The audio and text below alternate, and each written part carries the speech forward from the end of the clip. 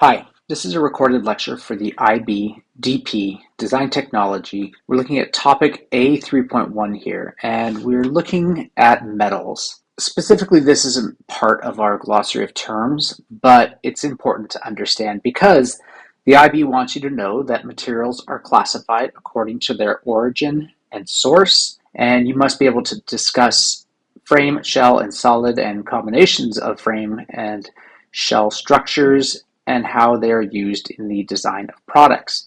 You need to understand that materials are classified into natural and human-made, including timbers, polymers, metals, which is what we're focusing on today, glass, textiles, composites, smart materials, and biomaterials. Metals are a solid material, which is typically hard, shiny, malleable, fusible, ductile, with good electrical and thermal conductivity. And some examples, of course, are iron, gold, silver, aluminum, and alloys such as steel. An alloy is a mixture that contains at least one metal. This can be a mixture of metals or a mixture of metals and nonmetals. So for instance, this is a metal, this is copper, this is a metal, it's tin, and when you combine them together, you get bronze, and that would be an alloy. Superalloys are alloys that exhibit excellent mechanical strength, resistance to thermal creep, deformation, good surface stability, and resistance to corrosion. And of course, you're going to be wanting to use things like superalloys in aircraft engines and extreme environments. They're pretty expensive usually, and so they have limited application in your standard products. But in anything that's going to be in sort of an extreme environment, you probably want to think about what kinds of alloys might you use. Metals are human-made for the most part. We don't generally find metals occurring natural in their elemental form. Generally, they are mixed in with other materials, and that's usually some sort of rock, and we call that an ore. So an ore is a naturally occurring solid material which a metal or valuable mineral can be extracted profitably. So for instance, this is bauxite, this is aluminum ore, this is copper ore or malachite, and this is hematite, which would be an iron ore. We do find some metals that occur naturally that are not part of an ore. So for instance, gold is an example of that, or native copper, but it's pretty rare. Also, meteorites are often made out of iron, so that can be a naturally occurring metal. But on Earth, generally they're mixed together with other rocky substances. And you need to mine that and then smelt it, which is the next process. Once you've mined an ore, you've got to extract the metal from its ore by a process involving heat and melting, and that's called smelting. And these are a couple of good videos about how smelting works. We have to think about the value chain, and this is the process or activities by which a company adds value to an article, including production, marketing, and the provision of after-sales services.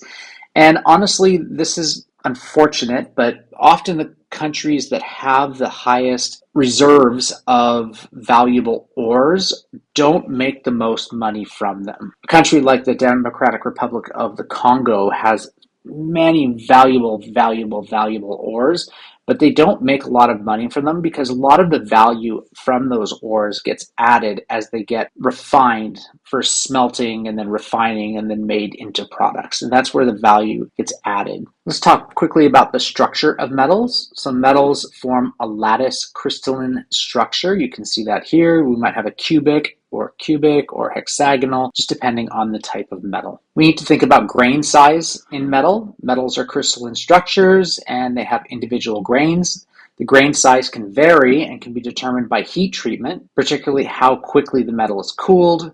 Quick cooling results in small grains. Slow cooling results in large grains. And grain size in metal can affect the density, tensile strength, and flexibility of that metal. So different size grains are caused by multiple growth sites around a nucleation site. These variation in crystal growth are an effect of variation in temperature inhomogeneities in the cooling methods. So just quickly, if we're looking at grain size and heat treatment and how that affects the properties of metals, you can think of this, that coarse grains are going to have a higher tensile strength, a stronger metal.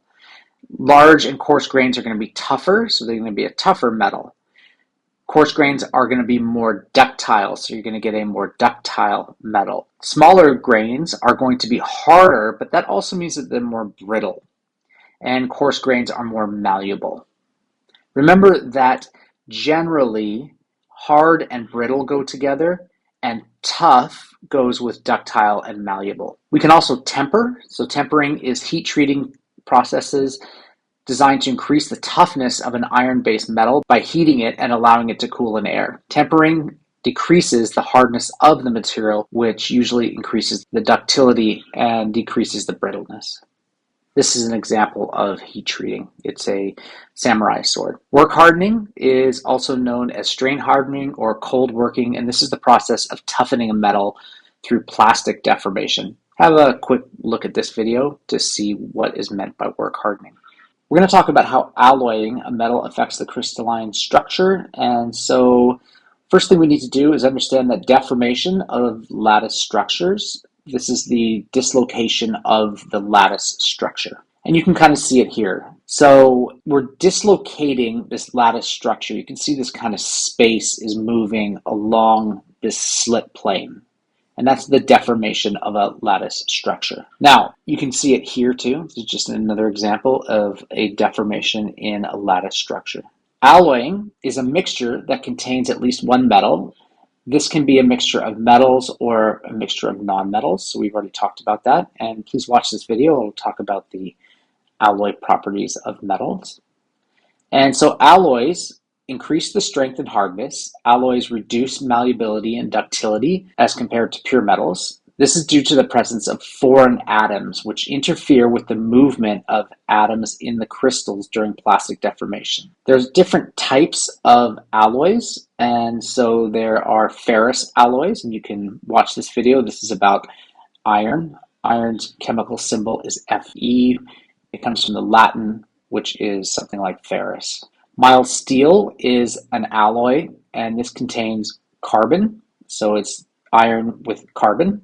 And you can see the percentages here. Stainless steel is made up of iron, nickel, and chromium. It resists staining and corrosion and is therefore used for cutlery and surgical instruments. Cast iron has a pretty high percentage of carbon. It's 2 to 6%. It's very strong, but it's brittle. And it can be casted in sand molds. You can watch this video to see how that works. To manufacture items such as engine blocks or cookware or manhole covers. These are all examples of cast iron. We have non-ferrous alloys. So this is things like aluminum. And non-ferrous alloys are metals that do not contain iron in any appreciable amounts. Most aluminum that you encounter is actually an alloy. So it's usually an alloy of aluminum, copper, and manganese. It's very lightweight and it's easily worked. It can be used in aircrafts or window frames or even some kitchenware. Bronze is an alloy of copper and tin, and if you think of the Bronze Age, it's used mostly today in shipping and statuary and other areas where iron oxidation is a problem. And this is an example of ancient bronze, and you can see it looks pretty good for being thousands of years old. Brass is a combination of copper and zinc. You get this nice gold color. And you can see the proportions. It's about 65% copper and 35% zinc. And it's used for ornamental purposes or instruments and sometimes within electrical fittings. Silver alloys. Silver with copper creates sterling silver. And this is used for decorative items such as jewelry or ornaments. It can also be a solder. So it can solder different metals together. This is just an example of historically interesting alloy, which is called Damascus steel. And you can have a read of this if you'd like. Now, we have to associate these with our structures. So when we're talking about metal structures, you can see that here. This is a metal structure. And this is an HL vocabulary word, so it's in red here, but it's an HL vocabulary word. And a frame structure is any structure comprised of beams and columns that support its own weight without an outer shell. So that's exactly what you're seeing right here. This is the skeleton of a building, but it's made out of metal rather than wood. This is a shell structure, so this is a 3D hollow structure with a relatively small wall thickness compared to its overall size. And this is an example of a building that is in actually Las Vegas, and it's got these metal shells on the outside. These are stainless steel. Solid structures are a structure with few or no open spaces inside it. Solid structures resist a change in shape when subjected to a load. So, a classic thing could be like this anvil. This isn't a structure in the sense of like a building, but it is a product.